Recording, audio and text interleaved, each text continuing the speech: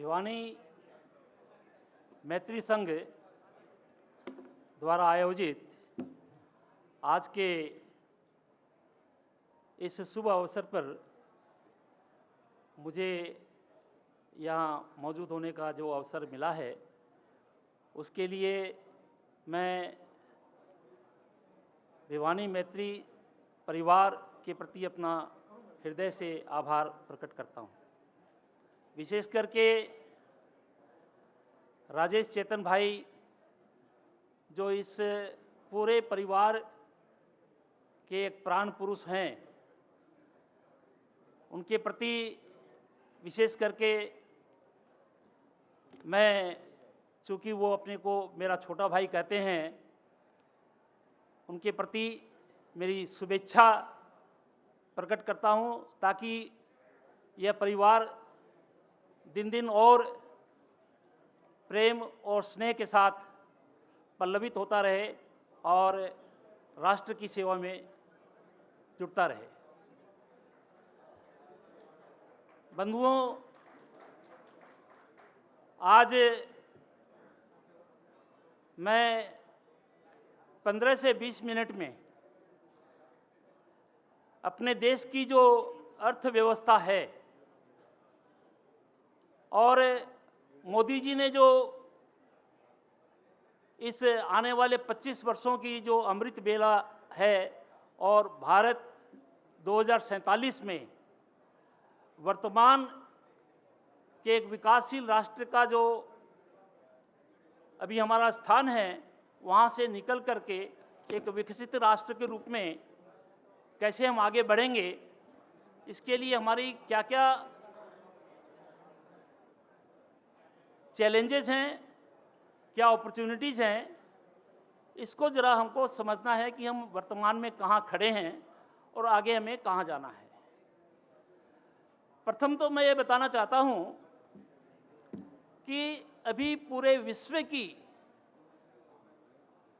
जो दृष्टि है और उस दृष्टि को जिस ढंग से भ्रमित करके अमेरिका तथा अन्य धनाढ्य राष्ट्र लगभग पिछले 300-400 सालों से वो एक प्रकार का एकाधिकार लेकर के भारतवर्ष को भी जिस ढंग से ब्रिटिश साम्राज्यवाद की नीतियों द्वारा लूटा गया और तत्पश्चात जो विश्व युद्ध हुए और विश्व युद्ध के बाद जो स्थिति निकल करके आई, उसमें उन्होंने ये समझते हुए कि अब हम ज़्यादा दिन तक गुलामी की प्रक्रिया को चालू नहीं रख सकते, किंतु उनका जो ध्येय था कि कैसे हम सारी दुनिया के जो प्राकृतिक संसाधन हैं और वहाँ का जो मानव संसाधन है और वहाँ का जो पूंजीगत संसाधन है, उसकी लूट को हम कैसे जारी रखें, इसके लिए उन्होंने जो एक तंत्र स्थापित किया, उस तंत्र का जो इंफ्रास्ट्रक्चर जो आज भी चल रहा है और जिसके लिए मोदी जी ने अभी 15 अगस्त के भाषण में भी कहा कि हमें एक नए इकोनॉमिक ऑर्डर की आवश्यकता है। यानी वो इंडिकेशन दे रहे थे कि 1945 में जो ब्रिटेन वुड इंस्टीट्यूशंस के नाम से international monetary fund, world bank, world trade organisation आदि की जो स्थापना की गई और उसके द्वारा जो एक शोषण की प्रणाली, यानी 1945 में एक ऐसा उन्होंने प्रस्ताव रखा कि इकोनॉमिक कॉलोनियलिज्म से निकल करके इकोनॉमिक ग्लोबलिज्म के नाम से हमें इस प्रक्रिया को आगे जारी रखना है, ताकि हम अपना जो बाजारवाद का जो हमारा मुख्य मुद्दा है, यानी विश्व को एक बाजार समझते हुए हमें चलना है, जबकि भारत की जो संस्कृति रही है, हमारे ऋषि मुनियों का जो दिखाया हुआ पथ है, वह हम विश्व बंधुत्व की बात करते हैं, वसुधैव कुटुंबकम की बात करते हैं। तो यही विश्व कुटुंबकम की जो बात आज हम हमारे मोदी जी के मुंह से जब सुनते हैं कि हमें जो आज के दिन दुनिया के विकसित और विकासशील दोनों के ग्रुप ऑफ नेशंस की जो G20 बनी हुई है और उसका जो आज हम नेतृत्व दे रहे हैं, उस नेतृत्व के द्वारा हम एक नए विश्व की व्यवस्था को कैसे हम आगे एक नया रूप दे करके अभी जो वर्तमान में पूरा जो मानव समाज तरह तरह के भ्रम और भ्रांतियों से ग्रस्त है, उससे निकल करके एक वसुधैव कुटुंबकम की जो एक प्रणाली नहीं बननी चाहिए, जिससे हम विकास भी करें और वो विकास ऐसा हो जिसमें प्राकृतिक जो हमारा जो स्वरूप है उसके साथ में हम एक सामंजस्य रखते हुए, एक समन्वय बनाते हुए हम आगे बढ़ें। यह मैं एक भूमिका आपको बताया कि वर्तमान में अभी हम कहाँ हैं और आगे हमें कहाँ जाना है। और इसलिए वर्तमान में जो पूरे विश्व की जो अर्थव्यवस्था है, मैं ज़्यादा टेक्निकली नहीं बताऊंगा, किंतु चूंकि हम सभी व्यावसायिक समाज से हैं तो मेरी समझ में आप लोगों को समझने में बहुत ज़्यादा असुविधा नहीं होगी।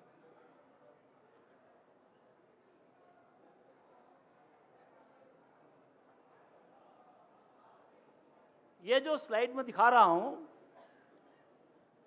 विश्व के अंदर में भूमंडलीकरण, जिसको हम ग्लोबलाइजेशन कहते हैं, इसकी जो नींव डाली गई वह 1492 में क्रिस्टोफर कोलंबस ने जब प्रथम बार कैरेबियन सी में जब पांव रखा, तब वो भारत की खोज के लिए निकले थे, किंतु उनका जो ध्येय था, जो उनका विचार था, वो ये था कि हम लूटपाट करके, जो भारत एक सोने की चिड़िया कहलाता था, उस तरह और बाकी जो देश इस तरह के थे, तो वहाँ पर जो है ये जो भूमंडलीकरण की जो प्रथम जो नींव रखी गई, उसका प्रथम दौर जो है वह 1492 से 1800 तक चला, जिसके अंदर में सिर्फ व्यापार के मार्फत से वो सब जगह पहुंचना चाह रहे थे।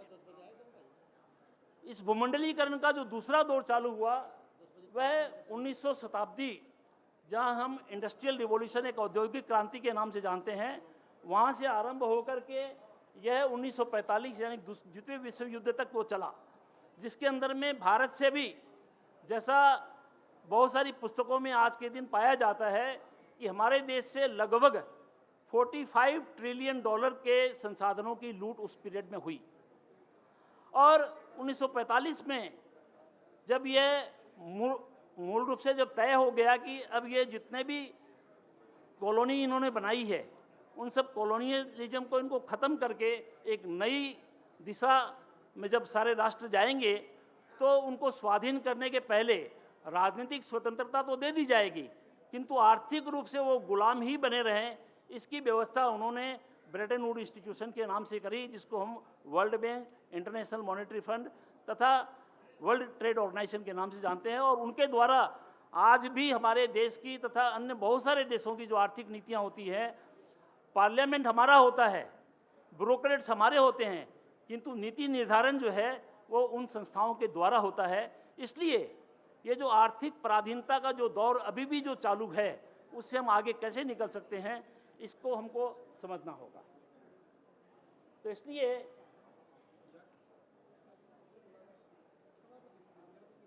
यह जो एक मैं तस्वीर आपको दिखा रहा हूं, आंकड़े तो बहुत हैं, मैं उन आंकड़ों में डिटेल में नहीं ले जाऊंगा आपको। मेरी जो बात है उसको जरा आप सुनिए, मैं चाह रहा हूं। अभी दुनिया की जो पॉपुलेशन है वह लगभग 800 करोड़ है, और उसके अंदर में हम सभी जानते हैं कि भारत की जो जनसंख्या है वो 140 करोड़ है। अमेरिका की जनसंख्या लगभग 35 करोड़ है। अमेरिका दुनिया की जनसंख्या का लगभग 5% है, जबकि दुनिया की जो टोटल जो जीडीपी, जिसके बारे में सुबह चर्चा हो रही थी, वह दुनिया की सारी जीडीपी को अगर जोड़ दिया जाए तो लगभग 100 ट्रिलियन डॉलर के आसपास होती है। और उस 100 ट्रिलियन डॉलर में आंकड़ों में थोड़ा दशमलव का हेरफेर हो सकता है, किंतु लगभग 25% जीडीपी जो है वो अमेरिका की है। यानी वर्ल्ड की पॉपुलेशन का 5% और वर्ल्ड की जीडीपी का लगभग 25% वो अमेरिका के पास है। On the other hand Bharatvarsh जो 140 करोड़ जनसंख्या है, हम दुनिया के एक 18% के लगभग हैं, और भारत की जो जीडीपी है वो आज के दिन 3.5 ट्रिलियन डॉलर है। यानी जीडीपी के अंदर में हम दुनिया की 4% और वहाँ दुनिया की पॉपुलेशन का 18%, अमेरिका दुनिया की पॉपुलेशन का 5% और जीडीपी का 25%। जब भिवानी परिवार यहाँ इकट्ठा है और मैं जब यहाँ पर विनय और तथा अन्य नवरत्नों की श्रेणियों में जब देख रहा हूँ, मुझे ऐसा लग रहा है, और विशेष करके ये बात मैं आज इसलिए बताना चाहता हूँ कि कल जो है आगामी काल यानी 21 अगस्त को इंटरनेशनल एंटरप्रेन्योर डे है, अंतर्राष्ट्रीय उद्यमिता दिवस। हमारा जो हरियाणा है, जिसकी पर कैपिटा इनकम आज भी हमारे हिंदुस्तान में सबसे ज़्यादा है, और हरियाणा के लोगों की जो उद्यमिता है उस पर मुझे पूरा विश्वास है, और उस विश्वास के आधार पर आज के दिन मैं ये तस्वीर दिखा करके आप लोगों से एक अपील करना चाहता हूँ कि यह जो नक्शा आज के दिन है कि हम दुनिया की पॉपुलेशन का 18% और दुनिया की इनकम का मात्र 4%, और अमेरिका दुनिया की पॉपुलेशन का 5% और दुनिया की इनकम का लगभग 25%, यह जो प्रोसेस चला, ये पिछले 400 साल की जो उनकी जो नीतियां थी, जो साम्राज्यवाद की नीतियां थी, और उसके बाद जो इस तरह से उन्होंने world bank, IMF, international trade organisation आदि के द्वारा बहुत सारे कानून हमारे देश में आज भी इस तरह के बन रहे हैं जो हमारे देश के हित में नहीं है। वो सारे जो नीतियां जो बनती है, वो सारी की सारी नीतियां जो है वो बाहर के देश जो मल्टीनेशनल कॉरपोरेशंस हैं उनके इन्फ्लुएंस में बनती है। इसलिए हमारे जो ब्यूरोक्रेट्स जो हैं, हमारे जो नेतृत्व देने वाले जो राजनीतिक दल हैं, वो एक प्रकार की बात करते हैं, किंतु अल्टीमेटली आप जाकर देखेंगे तो बहुत कहीं ना कहीं आपको लगेगा कि ऐसा क्यों हो रहा है। तो इसलिए आज मैं सिर्फ बहुत संक्षेप में आपको ये बताने आया हूँ कि ये जो भूमंडलीकरण का जो दौर चला और विश्व युद्ध के बाद ये जो ब्रिटेन वुड इंस्टीट्यूशंस जो बने और उसके आधार पर जो नीतियाँ आज जो चल रही हैं, इन नीतियों के बनने के ढांचे को जब तक नहीं तोड़ा जाएगा, जिसका इंडिकेशन मोदी जी ने अभी बहुत दिनों के उनके अपने मंथन और ये 9 साल तक जो शासन करने के बाद उन्होंने जो देखा, वो पहले आत्मनिर्भर भारत की बातें नहीं कर रहे थे। अभी कोविड के अंदर में जो है उनको जब ये बात समझ में आने लगी कि हम उन्नति तो करते जा रहे हैं, किंतु उन्नति करने के बाद हम जा कहाँ रहे हैं। हमारे देश में गरीबी वहीं की वहीं रह रही है, हमारे देश के अंदर बेकारी वहीं की वहीं रह रही है। इसलिए 2047 में अगर भारत को विकासशील राष्ट्र से विकसित राष्ट्र के रूप में जाना है तो इसकी पहली चैलेंज मोदी जी के सामने जो एजेंडा होना चाहिए कि zero poverty and zero unemployment. और उसके साथ ही साथ दो समस्याएं जो और पूरा विश्व जो भुगत रहा है वो है क्लाइमेट चेंज, ग्लोबल वार्मिंग, इसकी एक समस्या है, और दूसरी जो समस्या जो है सारे विश्व के अंदर में मैं आपको दूसरी स्लाइड में बताऊंगा वो है इनकम इनइक्वालिटी और वेल्थ इनइक्वालिटी। हम आगे तो बढ़ रहे हैं किंतु उसके बावजूद भी जो है हमारी जो असमानता है, जो income inequality individual to individual है और रीजन टू रीजन है। आप जानते हैं कि हमारा जो वेस्टर्न और सदर्न इंडिया है वो एक प्रकार से विकसित हो रहा है और हमारा जो ईस्टर्न जो इंडिया है वो दूसरे तरफ से। मोदी जी ने इसके बारे में भी कहा कि हम जब बात करते हैं तो हम जो है सर्वजन हिताय सर्वजन सुखाय की बात करते हैं। तो जब बात करते हैं हमारा जो इस तरह की दृष्टि है तो हम उसमें काम क्यों नहीं कर रहे। इसमें आगे काम करने के लिए जो अमृत वेला की बात मोदी जी करते हैं उस 2047 के आगे हम सबको सजग होकर के इस बात को समझना पड़ेगा कि हमने जो अभी तक जो आर्थिक विकास किया है, और विशेष करके मोदी जी ने ये भी कहा कि परफॉर्म रिफॉर्म्स एंड ट्रांसफॉर्म। तो ये ट्रांसफॉर्म का मतलब क्या होता है, मैं आपको एक दूसरी स्लाइड से या इसी से पहले बताते हुए चलता हूँ। मेरी स्लाइड्स पे ज़्यादा ध्यान मत दीजिएगा, ये तो मोटे तौर पर मैं जो कह रहा हूँ उस पर ज़्यादा ध्यान दीजिए कि अमेरिका की आज जो ये जीडीपी आप देख रहे हो, ये जो 25 ट्रिलियन डॉलर के आसपास की उनकी जीडीपी है, उसके अंदर में 7 ट्रिलियन डॉलर हमारे देश की जीडीपी क्या बताया मैंने, $3.5 ट्रिलियन। अमेरिका की जीडीपी जो है उसका $7 ट्रिलियन कहाँ से आता है? वह आता है इंटेलेक्चुअल प्रॉपर्टी, जिसके बारे में राजेश जी मेरे को बता रहे थे मेरे बारे में। तो $7 ट्रिलियन की जो उनकी जो इनकम आती है वह सिर्फ पैटेंट, कॉपीराइट और ट्रेडमार्क तथा अन्य जो इंटेलेक्चुअल प्रॉपर्टी राइट्स के जो रेवेन्यू हैं उनसे उनकी इनकम आती है। यानी भारत की 140 करोड़ लोगों की जो टोटल जो आय है वह है $3.5 ट्रिलियन, और उसका डबल से ज़्यादा सिर्फ 5 करोड़ की जो पॉपुलेशन वाला जो देश है अमेरिका, और 35 करोड़ का 5% की पॉपुलेशन वाला जो देश अमेरिका जो है, उसकी इनकम जो 25 ट्रिलियन इनकम है उसमें 7 ट्रिलियन इनकम जो है कहाँ से आ रही है? सिर्फ आईपीआर से आ रही है। यानी अभी जो वक्त जो चल रहा है उस वक्त के अंदर में हमको समझना पड़ेगा कि जो हमारे इकोनॉमी के जो ड्राइवर्स हैं वो कहाँ से हैं। तो उसके अंदर में टेक्नोलॉजिकल ट्रांसफॉर्मेशन, जब तक हम टेक्नोलॉजी को, इनोवेशन को साथ में नहीं लेंगे, जब तक हम बौद्धिक संपदा को नहीं लेंगे साथ में, तब तक हम ये काम नहीं कर सकते। तो इसलिए मैं बताना चाहता हूँ कि अगर हमको आर्थिक उन्नति करनी है तो हमको समझना पड़ेगा हमारे संसाधन क्या है, हमारी स्थिति क्या है। क्या स्थिति है मैंने बताया, हमारे संसाधन क्या है ये मैं बताना चाहता हूँ। जब कभी हम आर्थिक विकास की बात करेंगे, चाहे हम एक रीजनल लेवल पर करें चाहे जिले के आधार पर करें, तो 3 आर्थिक संसाधन हम पाते हैं। क्या आर्थिक संसाधन है?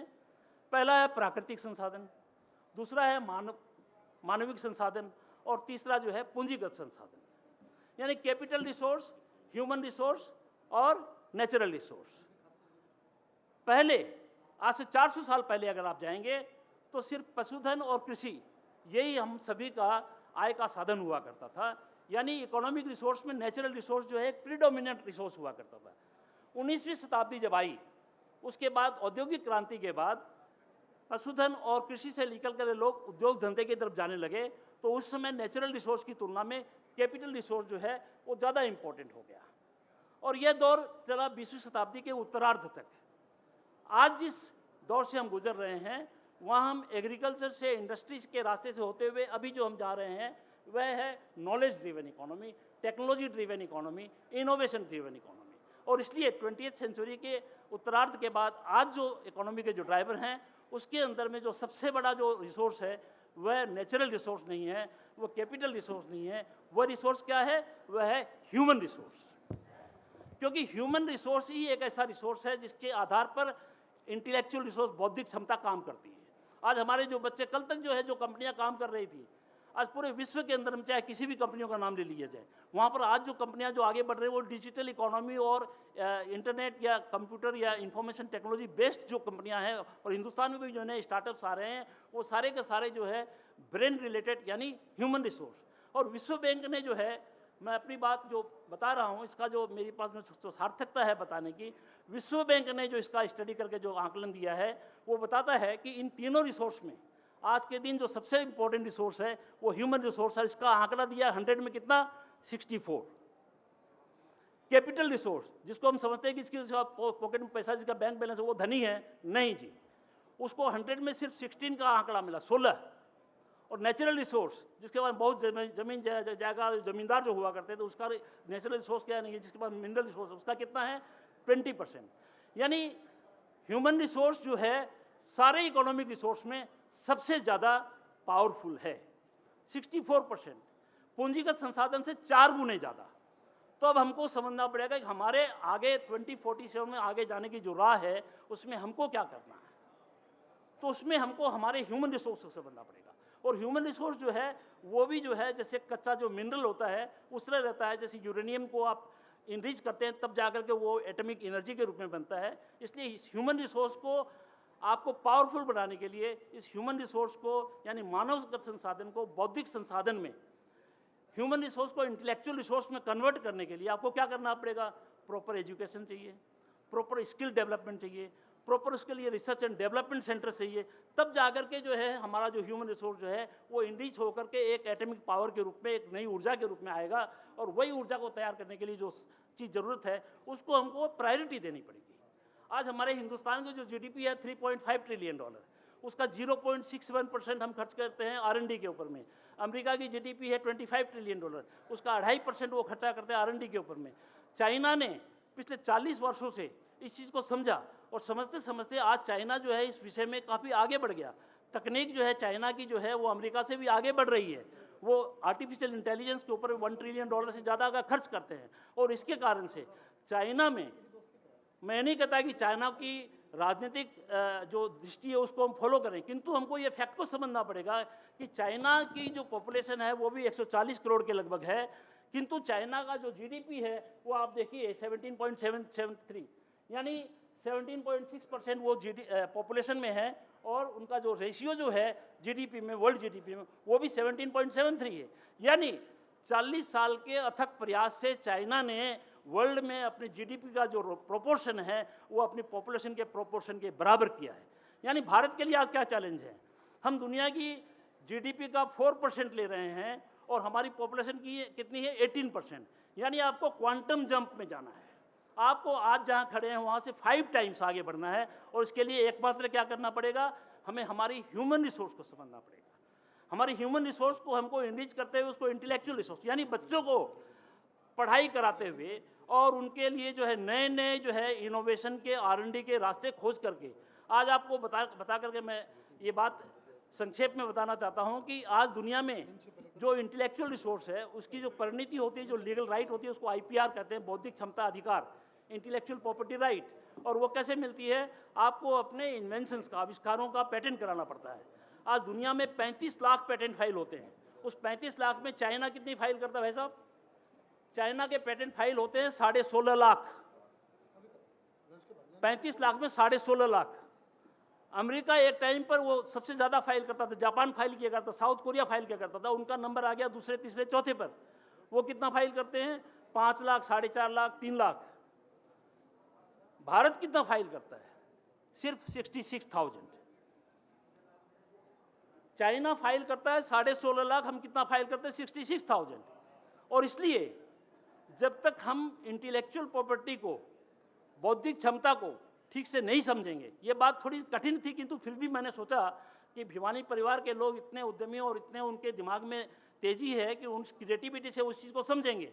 मैं चाहता हूँ कि अगली बार जब आप इस तरह का कार्यक्रम करें, उस समय हरियाणा के कम से कम, हमारे जो यूनिवर्सिटी की बात हो रही थी गाजियाबाद में, मैं भाई साहब से निवेदन करता हूँ कि आपकी यूनिवर्सिटी में आप सारे कोर्स देवें, किंतु आपका जो R&D सेंटर है वो R&D सेंटर बहुत मजबूत होना चाहिए। और हरियाणा के अंदर में मैं ये बात आप लोगों से निवेदन करके कह रहा हूँ कि हरियाणा जो है आज पर कैपिटा इनकम के अंदर में हमारे भारतवर्ष में सबसे ज़्यादा तेज है।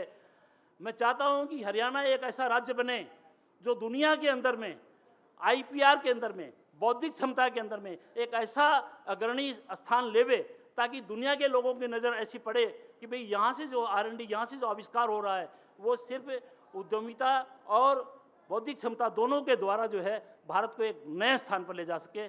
मैं सिर्फ इन्हीं सब बातों को कहने के लिए आया था। मेरे पास में जो स्लाइड्स रखी हुई थी, उन स्लाइड्स को अगर मैं यहाँ प्रेजेंट करके बताने लगूँ तो बहुत समय लग जाएगा। सिर्फ 1 या 2 स्लाइड आपको सिर्फ इतनी इसलिए बताना चाहता हूँ कि आपको दुनिया में जो अभी आज के दिन जो इनइक्वालिटी है उसका ज़रा आपको पता चल जाए कि हम ये ग्रोथ जो लिए हैं वो कहाँ पहुँचे हैं। देखिए भाई साहब, 50% जो लोग हैं उनकी आय जो है दुनिया की आय का 8.5% है और बाकी जो 10% लोग हैं उनकी इनकम जो है दुनिया की इनकम का 52% है। उसी तरह दुनिया की 50% लोगों की जो वेल्थ है वो 2% है और 10% लोगों की जो वेल्थ है वो 76% है। ये पूरी दुनिया की ये हालत है, अमेरिका में भी यही हालत है। तो इसलिए इस असमानता को, ये एक बहुत बड़ी बीमारी है और जब तक हम इसको नहीं समझेंगे तब तक जो है हम अंतरंग और बहिरंग दोनों रूप से हम आगे नहीं बढ़ पाएंगे। और इसलिए आप जो भी यहाँ पर बैठे हैं अपने मन, बुद्धि, चित्त से इस बात को अपने दिमाग में बैठा लीजिए कि पहली समस्या असमानता की है और दूसरी समस्या जो आपको बताना चाह रहा था वो है ग्लोबल वार्मिंग की। अभी जो भी विकास हो रहा है, प्रकृति के साथ जो सामंजस्य और जो समन्वय होना चाहिए वो नहीं होने की वजह से एक संस्था है IPCC, inter governmental panel on climate change. उसने जो वार्निंग अभी दी है, उसकी असेसमेंट रिपोर्ट 6 AR6 रिपोर्ट जो निकली है, उसमें ये बताया गया है कि वर्तमान में जो औद्योगिक क्रांति के बाद अभी जो अर्थ का जो टेम्परेचर है वह 1850 से के समय जो हमारा जो इंडस्ट्रियल रिवॉल्यूशन आने के पहले जो टेम्परेचर था उसकी तुलना में ऑलरेडी 1% से ज़्यादा एवरेज टेम्परेचर बढ़ चुका है, जिसके कारण से ग्लेशियर्स मेल्ट हो रहे हैं, समुद्र के जल का स्तर बढ़ रहा है, कोस्टल रीजन्स के अंदर में काफ़ी तबाही हो रही है, कहीं बाढ़ आ रही है, कहीं सूखा पड़ रहा है, कहीं हमारे जैविक संपदा जो है उसमें भी उथल पुथल हो रहा है, यानी बहुत तरह के इस तरह के ग्लोबल वार्मिंग यानी डिकार्बोनाइजेशन के बारे में कहा जाता है। किंतु उसमें भी अगर आप देखें तो ये एक चित्र आपको बताना चाहता हूँ कि इसके अंदर में कौन रिस्पॉन्सिबल है। आप देखें तो इसके अंदर में जो GT माने गीगाटन जो CO2 एमिशन जो हो रहा है उसके अंदर पर कैपिटा को अगर देखते हैं तो USA जो है 15.6 है, यूरोपियन यूनियन 6.5 है, भारत का शेयर अभी भी जो है 1.9 है और चाइना का 7.8 है। चाइना का एमिशन, चूँकि चाइना ने इधर औद्योगिक क्षेत्र में काफ़ी काम किया, उनका 38.2 है, US का 14.6 है, यूरोपियन यूनियन का 8.4 है, 9.4 है, भारत का 8.4 है। यानी भारत जो है अभी भी ये जो कार्बन एमिशन जो है इसके अंदर में अभी भी हम काफ़ी संतुलित दृष्टि से चल रहे हैं। फिर भी हमारे प्रधानमंत्री ने कहा है, इसकी जो कॉन्फ्रेंस ऑफ पार्टी जो ग्लासगो में जो मीटिंग हुई थी COP20, उसमें हमने कहा है कि हम बाई 2070 नेट जीरो की तरफ हम आगे बढ़ेंगे। 2030 तक जो है हमारी टोटल इलेक्ट्रिसिटी का 50% जो है रिन्यूएबल एनर्जी के द्वारा हम पैदा करेंगे। किंतु मैं ये सिर्फ इंडिकेशन के रूप में आपको दिया था ये जानकारी कि किस तरह जो है ये पूरा आप देखिए ग्लोबल एमिशन जो है 1850 में ये बिलियन टन के रूप में 1 बिलियन टन था और कैसे जो है धीरे धीरे करके ये ग्लोबल एमिशन बढ़ते हुए आज के दिन 1 गीगाटन से पर कैपिटा बढ़ करके 50 हो गया है।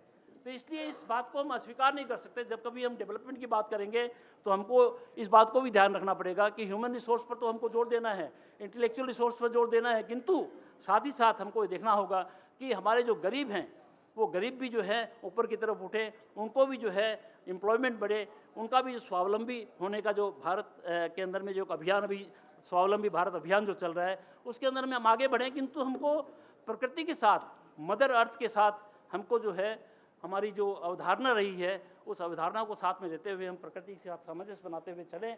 मैं अंतिम एक स्लाइड आपको दिखाना चाहूँगा कि भारत जो आज हम कह रहे हैं कि हमको दुनिया की आबादी और दुनिया की जो इनकम है उसकी तुलना में अभी ये जो अनुपात जो गड़बड़ाया हुआ है, किंतु आप सिर्फ आज से 400 साल पहले जाएंगे तो आप इस स्लाइड से देखेंगे कि gross domestic product 1700 estimated 5 largest country in the world कौन था? सबसे आगे जो है भारत। भारत की आबादी 1700 में 25% हमारी जो है GDP में हमारा शेयर हुआ करता था। तो ये जो 25% हमारा GDP में शेयर था वो घटते घटते आज जो है हम 4% में आ गए हैं। मैं ये निवेदन करना चाहता हूँ कि जो स्थिति हमारी थी, जो हम भारत एक सोने की चिड़िया कहलाते थे वो थे और आज हम हो सकते हैं। इसलिए ये जो हमारी जो GDP की पोजीशन जो गिरी, हमारा जो है पॉपुलेशन का अनुपात और इनकम का अनुपात, ये जो एक विषमता जो इसमें आई, ये इस पर हमको वापस पहुंचना है। यानी हमारी ताकत है और हम वहाँ पहुंच सकते हैं। मैं और ज़्यादा कुछ नहीं कहूँगा, सिर्फ इतना ही आज कहने के लिए आया था, कुछ अपनी बातों को आपके सामने रखने के लिए। तो मैं समझता हूँ कि भारत जो है जो सोने की चिड़िया एक समय हुआ करता था, वापस जो है हम वही स्थान प्राप्त करेंगे और आगे बढ़ेंगे। और ये भी मैं कह सकता हूँ कि आने वाले दिनों में हम जो नई इकोनॉमिक पॉलिसी लेंगे उसके द्वारा जो है आगे जो हमारा जो राष्ट्र होगा वह विकासशील से एक विकसित राष्ट्र होगा। दुनिया में जो हमारी इनकम जो है वो आगे बढ़ेगी और we will achieve the target of zero poverty and zero unemployment. ये स्वावलंबी भारत अभियान हमारा चलेगा। बहुत बहुत धन्यवाद। Thank you very much. एक बार जोरदार तालियां डॉक्टर धनपत राम अग्रवाल जी के लिए।